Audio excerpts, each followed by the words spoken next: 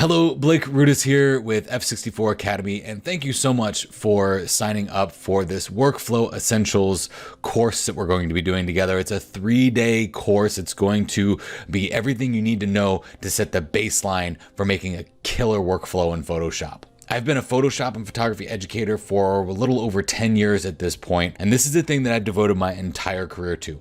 Workflow. I love it. I know it's not a sexy topic. I know that, but you know what? In order to make those sexy images, you're gonna need to understand this stuff. So it's kind of like chicken. Yeah, workflow and chicken. Chicken and workflow. Chicken and waffles, chicken workflow. We're not gonna put syrup on this, but hear me out. So I have this really killer grilled chicken recipe, and I've been perfecting it for probably 6, maybe 7 years. I've got a marinade down, I've got a step and a process down. It starts the night before, transitions into the next day, how many times I rotate that chicken, then putting it onto the grill, how many times I flip it, how many minutes I do it on each side. I've got the whole thing down to an art, okay? I really like my grilled chicken, and so does everyone who tries it. But there was one time that my wife and I went to a friend's house and they had grilled some chicken. And as I was eating, I'm like, man, this grilled chicken is good. So I looked over at my wife and I said, babe, this is good. And she's like, yeah, I know. I don't think she was excited about it as I was. I wasn't thinking to myself, okay, what kind of grill do you have that's doing this? Or what types of spices did you use to do this? Because I can kind of figure those things out. What I was thinking to myself was, what's your process?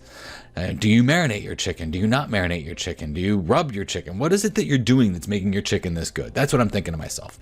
And that's exactly how we have to think of a photographic workflow. When I see a photo out there that is killer, that's absolutely awesome, I don't say to myself, man, they must have had a great camera. Or what program did you use to make this image? I don't think that way. I think to myself, what's your process? What was your thought process? Where did you start?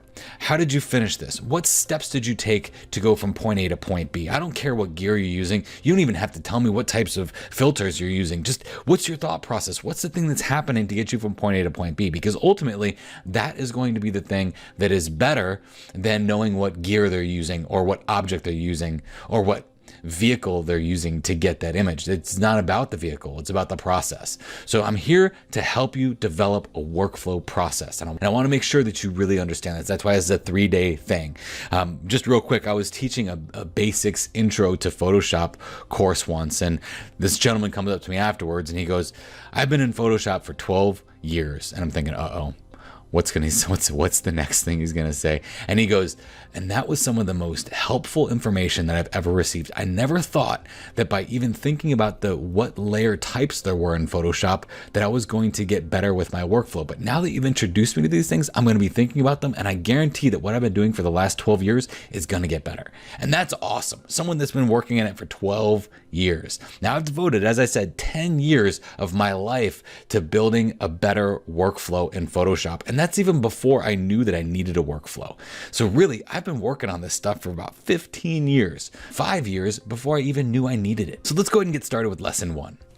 All right, so lesson 1 of Workflow Essentials, we're going to talk about Photoshop layer types and how they're actually very similar to different personality types. Okay, it might seem kind of crazy, but every layer that we can use in Photoshop is actually very closely related to a different type of human being. So we have the average Joe, the shy one, the world traveler, the perfectionist, the know-it-all, the submissive one, and awkward social gatherings. Now, I don't want you to look at the submissive one as a negative connotation. Essentially, that's really what we give it in our society. But the submissive person is just a person who is willing to do what authority asks. Okay, that's what we're talking about here. Okay, so the first personality type is the submissive one. And what is that exactly? Well, that's the blank layer. Any layer in Photoshop that doesn't have anything done to it is just an open blank layer that is ready for us to transform it. It's usually identified by a checkerboard pattern inside the layer icon that you see next to the preview. The next layer type is the average Joe, or the pixel layer. Now, this is something that you probably know very well. The pixel layer is anytime you open up a background image in Photoshop and you see where it says background and you see a little icon there that depicts what that image looks like, that is a pixel layer. It's also known as a rasterized layer. It's a layer that basically is made up of aspect ratio with pixels that dictate how big that is. So this is a background layer. Next to it on the right hand side, you can see that there's a lock there. That's usually because it's the layer that's on the bottom of your layers palette. As I said at the very beginning of this, I know that you might be thinking that this stuff is very basic, but hang with me because as this stuff progresses, we're going to get more and more advanced with workflow. The next layer that we have is the world traveler or the adjustment layer. What I love about an adjustment layer is it's just like a world traveler. It knows no bounds. No matter where it wants to be, it can be there. And it doesn't know any bounds until you start using something like a layer mask, and we'll get into that one. An adjustment layer has two main identifiers. Number one, the icon next to the link or to the mask is going to be what that adjustment layers that you're using, whether it's a levels, curves, or a gradient map. And then you'll also see an identifier next to or in the description of the layer that identifies what it is, whether it's levels, curves, or a gradient map. These things are extremely powerful. Before I really understood adjustment layers, I didn't use them very much. And now that I know them, I use them probably 90% of the time in my workflow. They are phenomenal. And I think you're going to see exactly what I mean when we start talking about this workflow stuff. The next one is the layer mask or the shy one. Now, the layer mask by default is set to white, which doesn't really do anything. But when you want it to go away, you paint with black on there, and then parts of that layer become shy or they disappear. There's this old adage that white reveals and black conceals. Yeah, I think that's it. Or yeah. Black conceals, white reveals. And that is how you dictate or determine what the layer mask is doing to your image. And we'll talk about this when we do the practical application in Photoshop. The main thing about a layer mask is that in between the icon of the layer and the actual mask, there is a link. That link determines whether the mask moves with the layer or the layer moves with the mask or vice versa. If they're linked together, then as you move that layer, the mask will also move. If they are not linked, you can move the layer or the mask independently of one another. And that's really important to understand when it comes to workflow. The perfectionist or the vector layer. Now, a vector layer, these are always interesting, and these actually really confused me when I first started out in Photoshop, because a vector layer is actually made up of vectors and not pixels. So it's not raster based, it's vector based. And those vectored edges mean that it can be really clean. That's why I call this one the perfectionist. You'll typically see this with anything with text, shapes, or even pen tool selections will all be vector based. Will you see it much in a landscape photography or portrait photography world? Probably not. But if you're doing anything with text, shapes, or even smart objects, vectors are important to understand. The next one we have is the smart object or the know-it-all. And typically I think the people that use smart objects are also the know-it-alls. I think that just follows the personality trait. There's a lot of times I'm doing my tutorials and someone will come in and be like, hey Blake, did you know that if you used a smart object that wouldn't happen? And I'm like, yeah, I understand that. But smart objects, while they are smart, they do have their limitations, and we'll talk about those when we get into the practical application. But a smart object can turn any layer into an object that retains all of the original data of the layer that you converted into a smart object. Smart objects record things in them, like filters, and any adjustments that you use in Photoshop can be recorded right there into that smart object so that you can always go back and edit it. And we'll talk about this one last, but the main key identifiers that you need to see here is that a smart object will have a picture inside of a picture icon inside the layer icon that you see on the left next to the preview. Also, a smart object will have two masks. They'll have one for the overall layer itself, and then another one for any of the smart filters that you use. Anytime you use anything like a filter gallery or a blur or something like that, you're going to see that it'll say filter gallery there and it'll have some settings next to it. That's because anytime you double click on that, you can go back into those settings and go back and edit your image. Now you might be thinking to yourself, wow, smart objects are amazing. I'm just going to use smart objects for everything. The problem with smart objects is that in a layered workflow, they become very intensive on your processor because it has to remember everything that's happening in that layer. And they also make all of your file sizes really big. So you have to remember those things if you're going to be using them in your workflow. The last one is the awkward social gathering or a layer group. A layer group is basically any grouping of multiple different layers that you put together so that they can be moved around together. Now, I call this the elevator or the elevator analogy here for a group. And that's because once you get all of these layers in there with all these different personality types into a folder, you can then move that folder anywhere you want and they have to go there together. Even though they might not like each other, they might not know each other, and their personality types are very different. They are in that elevator and they can be moved, and anything that happens in that elevator happens to all of them at the same time. Yeah, even like that rude person that happens to, pass gas in the elevator, they're all affected by it. And that's the exact same thing that happens when you put your layers into a group. So let's hop on into Photoshop and we're going to do some practical application with all of these different layers so you can better understand them for your workflow. All right, so here we are in Photoshop and we're gonna start talking about workflow. Now that first layer that we talked about, that first type of layer that we talked about is the blank layer. Now to make a blank layer or any layer that doesn't have anything in it, if you go right down here in Photoshop to this little tearaway, you can make a new layer that way. You can go to layer and then you can go to new and then say new layer right here as well. So I'm just gonna go ahead and just click that little tearaway icon that's a new layer. We can even call this blank layer.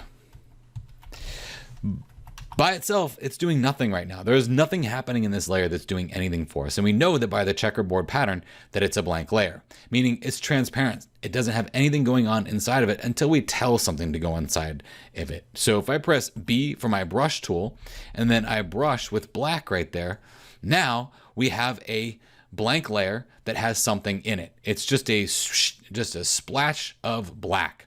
Now that splash of black is no longer a transparent layer. It's actually now, if we look at this splash of black that has been transitioned across our image, this is now a pixel layer. It's a pixel layer.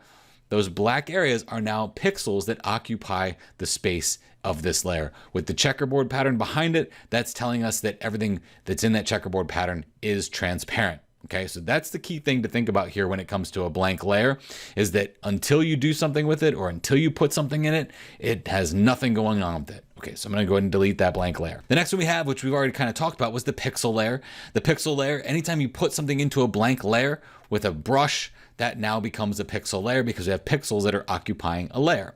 This right here that's called layer 0, might also be referred to as background, is a pixel layer. It has pixels inside of it. Now we can see what the pixels inside this are because this is the foundation of everything we've done. If we go to image and go to image size. We go to image size. This is a 5,472 pixels by 3,648 pixels at 300 resolution. Now, if I were to change this to 72 by 1800, that is going to change the entire canvas and everything that is going on inside there, okay? So the initial background layer dictates your image size or how many pixels are in there. So we'll press OK, and you're gonna see that it's gonna shrink down our image. That's because now we've actually told this to be 1800 by 1200, which in the example is more than likely what I'm going to be giving you. But that basically tells us that at 1800 by 1200, that's 1800 pixels that are in here because it's a pixel layer by 1200 pixels that are in here at 72 pixels per inch. All right, pretty simple, pretty easy. And it is a pixel layer. It is a rasterized pixel layer. The next thing we have is the adjustment layer. So this is an adjustment layer here. This is actually a curves adjustment layer. I'm gonna go ahead and delete that. I'm gonna go ahead and press right down here. This is a list of all of the adjustment layers that you have in Photoshop. I like to use it this way because I don't want to take up any property on my screen, but you can also go to Window and go to Adjustments right here. And then I would take this and put this up in here if I was going to do this so that I have access to all my adjustment layers right here. So this is a brightness, this is levels, this is curves. So whether you like it right here in the adjustments or if you want to just reach down here and grab one, that's fine. I'm used to reaching down here and grabbing one. So that's what I'm going to do. That's what I'm going to do and press curves. If I want to get rid of this adjustments, I'll just pull it out of my area here and just exit out and it's gone. So if I want to adjust this curve, there's again another couple things I can do. Go to Window and go to Properties. And now this Properties pane is actually the property of any adjustment layer that is going to be inside my layers palette. Why adjustment layers are awesome is because no matter how big or how small the image is, they can affect it. Okay, so what I'm going to do here is I'm going to make this a little bit darker and make this a little bit brighter. Okay, something like that. So that's a curves adjustment layer. And with curves, a curve in and of itself, I could do a whole 3-hour video just on curves. But here we're making our darks darker and our brights brighter. The idea here is it's not really what's going on with the curve, but understanding that no matter how big or how small the image is, because it's an adjustment layer that knows no bounds yet, it can go anywhere. So this image is 1800 by 1200, as we said, right? So if I make this image, if I go to my history palette here and make this image bigger, Okay, do that. And then I go to image and go to image size. I'll change this image size to 800 by 533.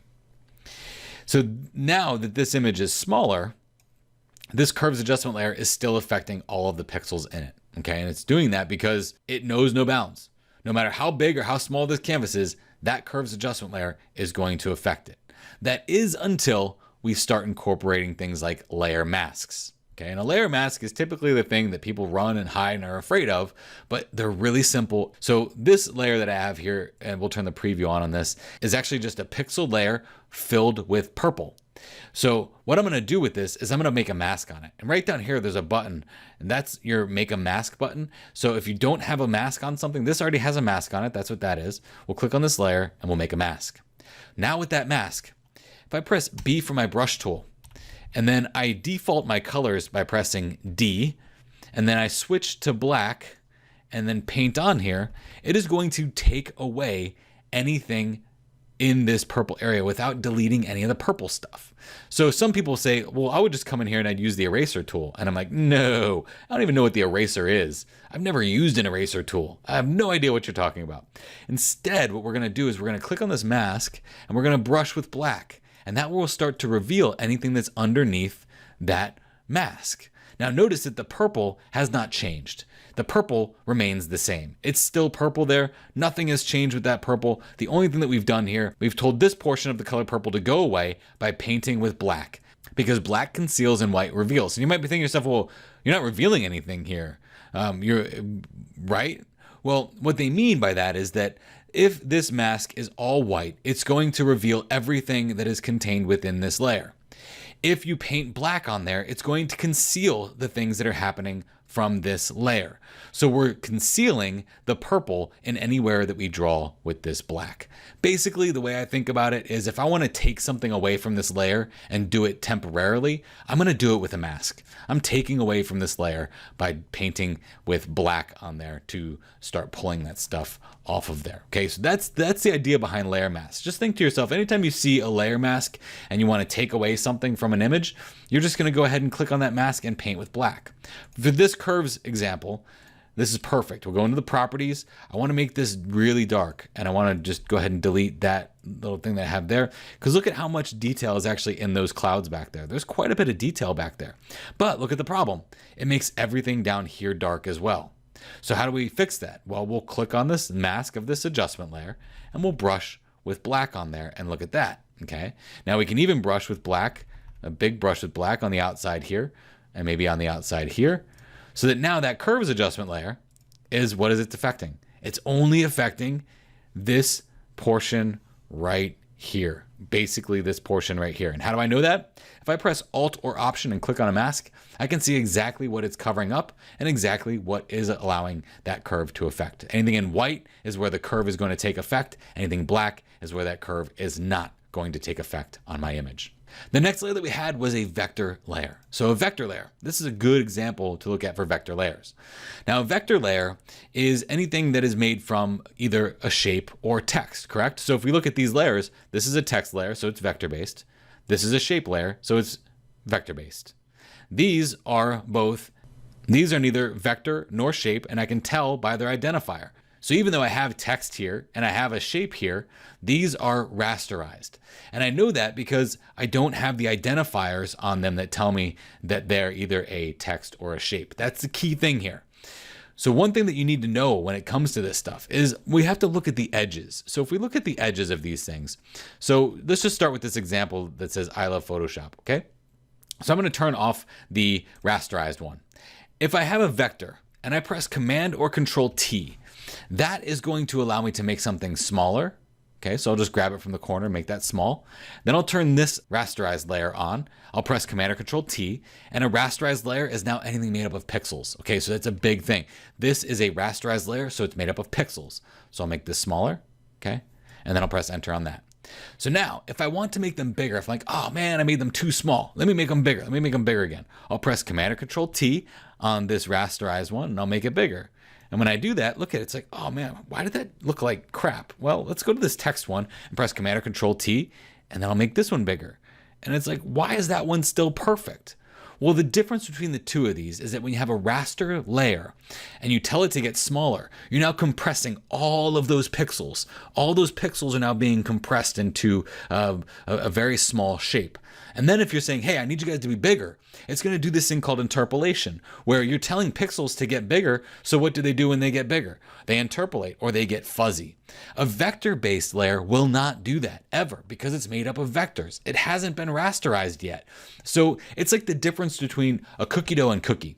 So if I have cookie dough, that is basically a vector shape. I can mold it to something really small, or I can say, you know what, let's pile some more cookie dough together and make it bigger. The minute I bake that cookie dough and I turn it into a cookie, I cannot make that cookie larger or smaller, right?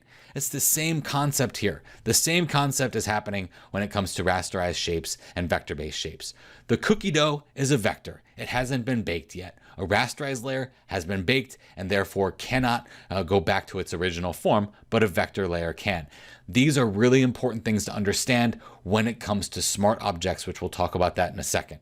Let's do another example of this. So I'll click on the raster layer, press Command or Control T, and make this smaller.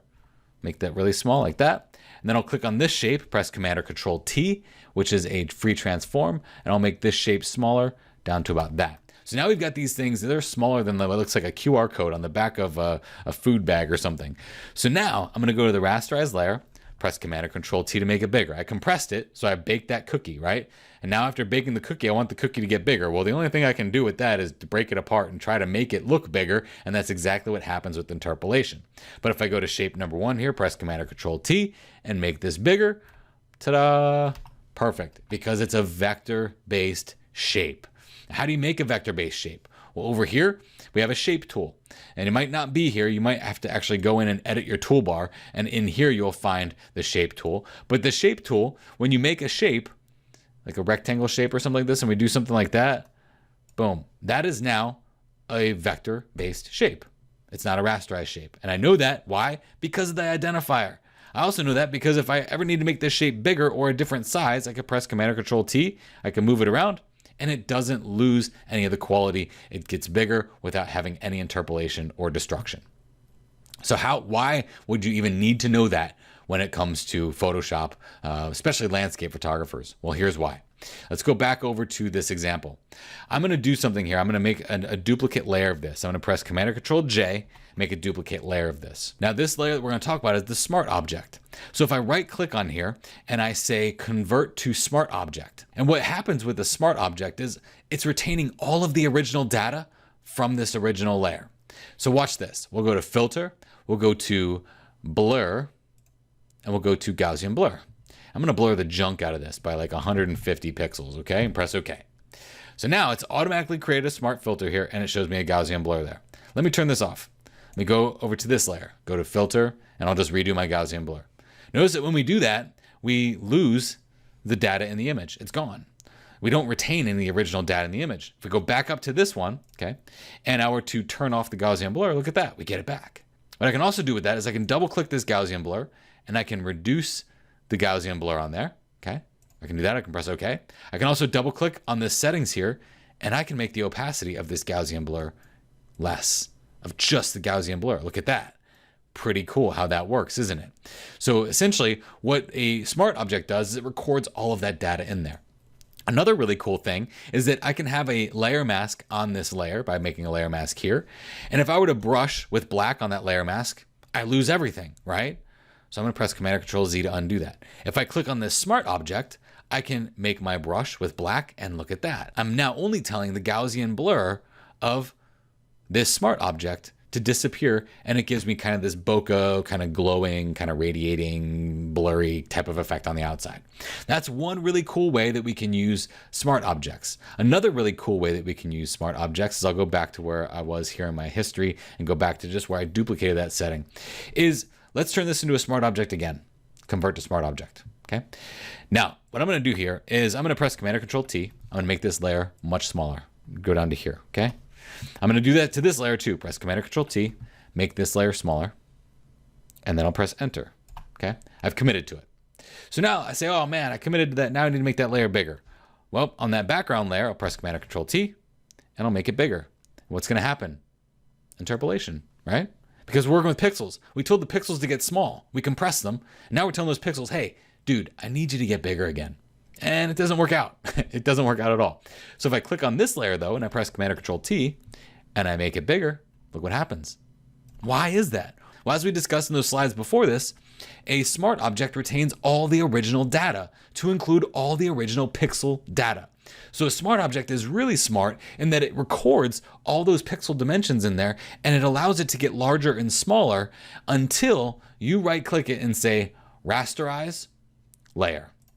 And after you rasterize that layer, it's no longer a smart object. So why wouldn't you use smart objects all the time? Well, smart objects make your image file sizes huge. I mean, giant image file sizes, because they retain all of that information into that layer. So it packs on, it builds up, and it becomes a very cumbersome file. The last one that we had was a layer group. Now, a layer group is where you grab multiple layers and you put them into a folder. So if I were to grab this layer and this layer, I could press Command or Control G, and that is now a group. So anything that happens to this group, so now when I press this little arrow here, it shows me what's in that grouping. And this is really a good tool to use when you want to pull a bunch of things together as you're working in your workflow. And you'll see how I do that in episode 3 coming up here when it comes to groups of layers that are going to be in my workflow.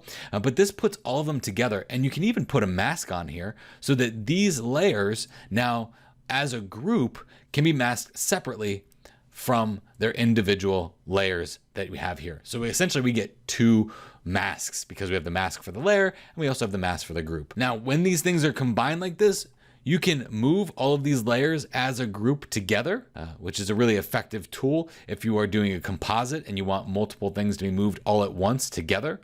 Or you can mask together, or you can change opacity and fill of the entire grouping. And we'll talk about opacity and fill in the next episode.